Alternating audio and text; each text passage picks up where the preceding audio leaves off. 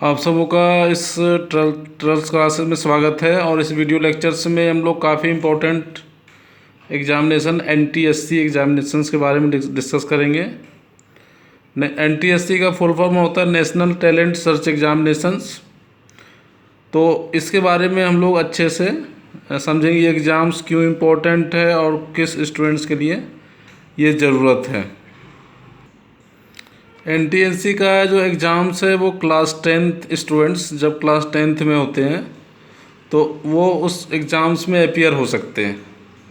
तो ये ध्यान रखना है क्लास 10th में जब हो आप उस समय ये ध्यान रखना है कि एग्ज़ामिनेशन फॉर्म इसका फिलअप करना है और एग्ज़ाम्स को देना है। तो और डिटेल से डिस्कस करेंगे, लेकिन ये इम्पोर्टेंस इसलिए है ये एग्ज़ाम्स क्योंकि इसमें स्कॉलरशिप्स अगर ये एग्ज़ाम्स को क्वालिफाई किया करते हैं स्टूडेंट्स तो उसको स्कॉलरशिप्स मिलता है। मतलब एक तो 11th क्लास में भी स्कॉलरशिप मिलता है, 12th में मिलता है, ग्रेजुएशंस के समय भी मिलता है, पोस्ट ग्रेजुएशन के समय भी मिलता है और PhD के दौरान भी स्कॉलरशिप्स मिलता है। मतलब एक कंप्लीट अगर बोले तो स्टडी ड्यूरेशंस में एक काफ़ी फाइनेंशियल सपोर्ट्स के रूप में NTSC क्वालिफाई करने के बाद मिलता है। तो ये काफ़ी अच्छे से समझना ज़रूरी है कि NTSC एक ऐसा एग्ज़ाम है जिसको अगर आप क्वालिफाई करते हो तो आपको एक एजुकेशंस में आपको फ्यूचर एजुकेशंस में काफ़ी फाइनेंशियल हेल्प मिलेगा। ये सबसे पहले समझना ज़रूरी है, इसलिए NTSC एग्ज़ाम्स जो है वो इम्पोर्टेंट्स हैं। और बता दें कि क्लास 10th के स्टूडेंट्स इस एग्ज़ाम्स को दे सकते हैं। और अब हम लोग डिस्कस करते हैं कि इसके सिलेक्शन प्रोसेस और बाकी डिटेल्स के बारे में। तो सबसे पहले हम लोग समझ में आ गया कि NTSC का एग्ज़ाम्स क्यों ज़रूरत है, क्योंकि इसमें बहुत लार्ज स्केल्स में स्कॉलरशिप मिलता है। इस एग्ज़ाम्स को एक बार क्वालिफाई करना है और एक बार क्वालिफाई करने के बाद मतलब ऐसा नहीं कि बार बार एग्ज़ाम देना, 10th में ही जब आप होंगे तब इस एग्ज़ाम्स को दे सकते हो। और उसके बाद फिर इसके बेसिस पर आपको 11th 12th और ग्रेजुएशंस, पोस्ट ग्रेजुएशंस, PhD के दौरान जो है आपको फाइनेंशियल सपोर्ट्स मिलेगा, काफ़ी अच्छा अमाउंट्स मिलेगा, जिससे आप लोग को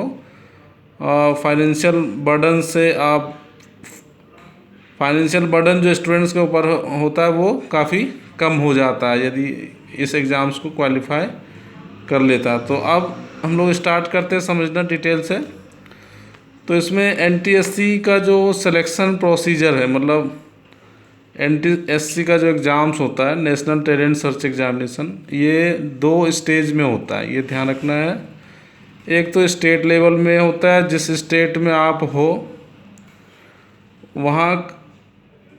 वह स्टेट जो है, हर स्टेट्स अपने स्टूडेंट्स के लिए स्टेज 1, इसको कह सकते हैं स्टेज 1 एग्ज़ामिनेशन कंडक्ट कराता है। जैसे सपोज आप हरियाणा में हो तो हरियाणा में स्टूडेंट्स पहले एग्ज़ाम्स देंगे, ये स्टेट लेवल एग्ज़ामिनेशन। फिर उसमें जो स्टूडेंट्स क्वालिफाई होंगे वो नेशनल लेवल एग्ज़ाम्स देंगे। तो हर एक पहला स्टेज क्या होगा कि हर एक स्टेट्स के स्टूडेंट्स अपने स्टेट्स में एग्ज़ाम्स दिए, जो कि पार्टिकुलर स्टेट ही कंडक्ट करवाया। उसके बाद जब इसमें जो स्टूडेंट्स क्वालिफाई हो गए वो फिर नेशनल लेवल एग्ज़ामिनेशन जो है, जो कि कंडक्ट होता है NCERT के द्वारा कराया जाता है, national council of education research and training. तो NCERT के बुक्स भी हम लोग काफ़ी पढ़ते हैं। तो NCERT ऑर्गेनाइजेशन है जो कि स्टेज 1 में जो बच्चे सेलेक्ट होके आते हैं हर एक स्टेट्स के, उनको सबका एक combined national level examination conduct कराती है NCERT। तो ये समझ में आ गया, पहले स्टेज में स्टेट लेवल में क्वालिफाई करना पड़ेगा और फिर सारे स्टेट्स के बच्चे फिर एग्ज़ाम्स देंगे नेशनल लेवल का एग्ज़ामिनेशन दूसरे स्टेप में। और फिर जो इसमें जो क्वालिफाई होगा वही उसी को NTSC स्कॉलरशिप प्रोवाइड किया जाएगा। तो ये समझ में आ गया, क्लियर हो गया। तो और ये ध्यान रखना है कि जो स्टेज 1 में क्वालिफाई होगा वही अपीयर होगा स्टेज 2 एग्ज़ामिनेशन में। और इसके बारे में जो डिटेल्स इन्फॉर्मेशन है एनटीएससी के बारे में, करेक्ट इन्फॉर्मेशन आपको कहाँ से मिलेगा? एनसीईआरटी के ऑफिशियल वेबसाइट से मिलेगा, www.ncrt@nic.in में जाके आपको इसके बारे में इंफॉर्मेशन मिलेगा। जब इस वेबसाइट में जाओगे तो आपको वहाँ पर टैलेंट सर्च एनटीएससी के नाम से एक सेक्शन मिलेगा, वहाँ उस पर क्लिक करोगे तो फिर इन्फॉर्मेशन ब्रोचर खुल जाएगा और फिर आप डिटेल से इस एग्ज़ाम्स के बारे में आप पढ़ सकते हो। तो स्कॉलरशिप का जो अमाउंट्स है एज़ पर द जो इन्फॉर्मेशन अवेलेबल था उसके अनुसार बता रहे हैं हम। और स्कॉलरशिप जो मिलता है वो आपको इंडिया में ही पढ़ने के लिए मिलता है, ऐसा नहीं कि आप दूसरे कंट्री चले गए तो वहाँ, ऐसा नहीं है। आप इंडिया में कोई भी आईआईटी में या फिर किसी भी कॉलेज में आप पढ़ाई करते हो एनटीएससी क्वालिफाई होके, तो गवर्नमेंट्स आपको फाइनेंशियल सपोर्ट करती है। तो उसमें लिखा हुआ है कि 1250 रुपये हर महीने क्लास 11th और 12th स्टूडेंट्स को मिलता है, हर मंथ मिलता है, ये ध्यान रखना है।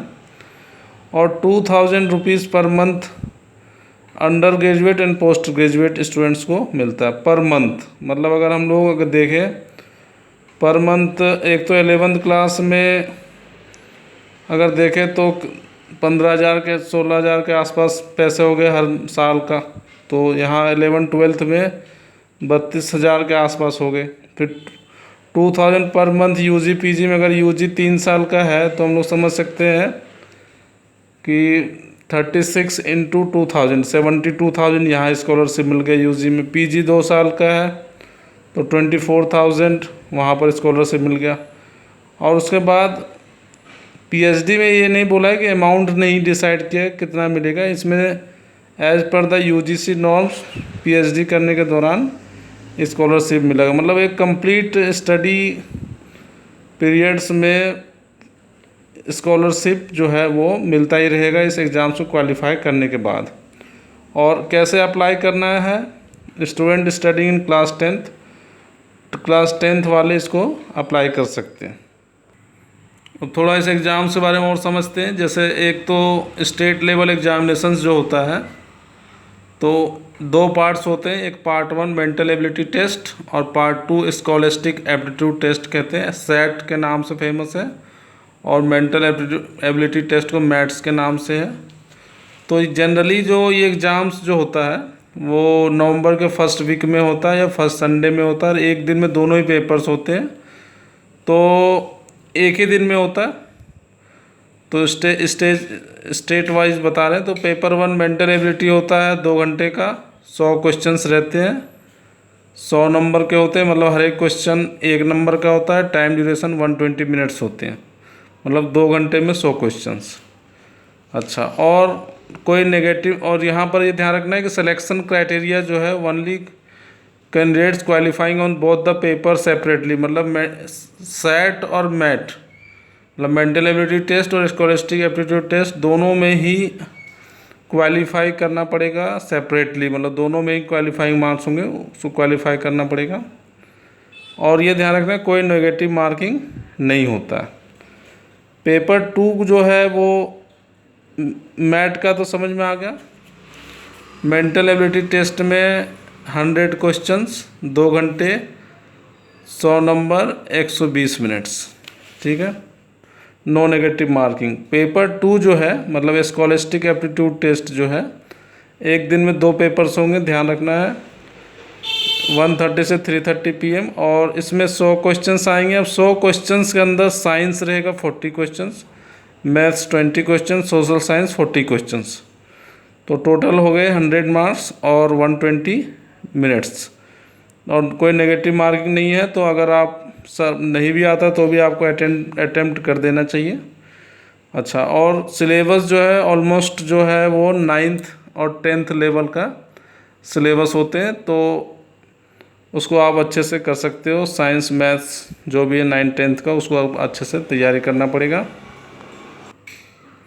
अच्छा, स्टेज 2 जो एग्ज़ाम्स होता है, मतलब स्टेज 2 जो स्टेज 1 में जो क्वालिफाई होते हैं, मतलब स्टेट लेवल में जो क्वालिफाई हो गए वो उसका फिर नेशनल लेवल में जो एनसीईआरटी कंडक्ट कराएगी वो मई के फर्स्ट वीक में होगा एग्ज़ाम्स, एक दिन में दोनों पेपर्स हो जाएंगे।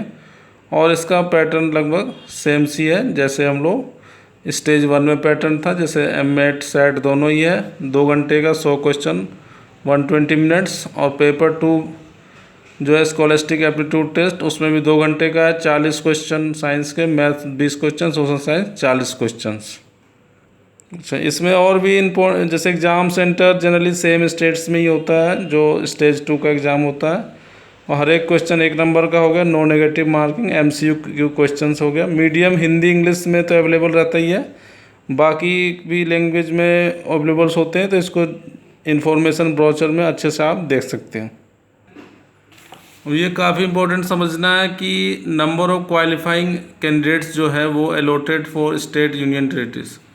जैसे एक स्टेट से कितने स्टूडेंट्स मैक्सिमम जो स्टेज 2 के लिए क्वालिफाई होंगे, मतलब जो पहले तो स्टेट लेवल एग्ज़ाम होगा और फिर स्टेट लेवल के बाद नेशनल लेवल होगा। तो स्टेट लेवल में हर एक स्टेट से नंबर ऑफ स्टूडेंट जो क्वालिफाई होंगे वो फिक्स्ड किया गया है। जैसे कि कुछ एग्जांपल्स लिख देते हैं, जैसे हरियाणा से 186 स्टूडेंट्स क्वालिफाई होंगे फॉर स्टेज 2 एग्जामिनेशन जो नेशनल लेवल का होगा। मतलब स्टेट लेवल में जो एग्ज़ाम्स होगा NTSC का, उसमें 186 स्टूडेंट्स ही क्वालिफाई होंगे। जैसे झारखंड से 142 स्टूडेंट्स क्वालिफाई होंगे NTSC में, बिहार से 691 स्टूडेंट्स क्वालिफाई होंगे, दिल्ली से 153, उत्तर प्रदेश से 1408। मतलब सारे स्टेट्स और यूनियन टेरिटरीज़ को मिला के 8387 स्टूडेंट्स जो हैं वो क्वालिफाई होंगे फॉर स्टेज 2 एग्जामिनेशंस के लिए।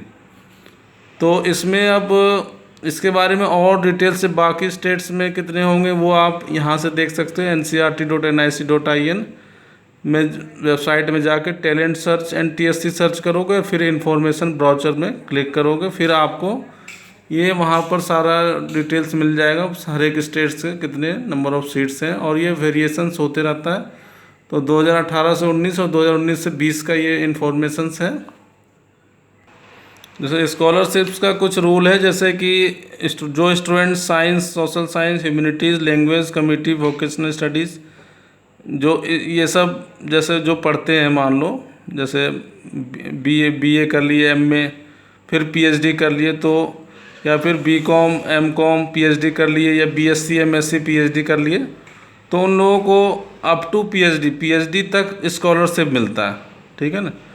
लेकिन कुछ जो स्टूडेंट्स प्रोफेशनल कोर्स करते हैं, जैसे MBBS, medicine, engineering, technology, management, law, वो उन लोगों को जो स्कॉलरशिप है वो 2nd डिग्री लेवल, मतलब मान लो PG, UG और PG लेवल तक स्कॉलरशिप मिलता है। ये ध्यान रखना है।